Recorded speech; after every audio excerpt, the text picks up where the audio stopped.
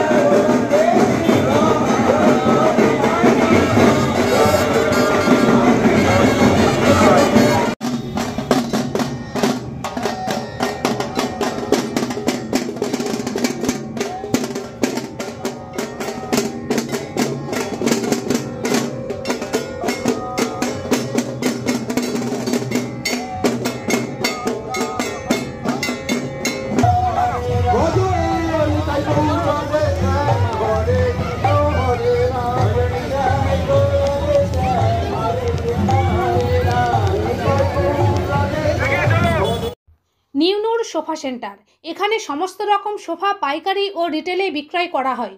সমস্ত সোফা নিজস্ব কারখানায় তৈরি করা হয়।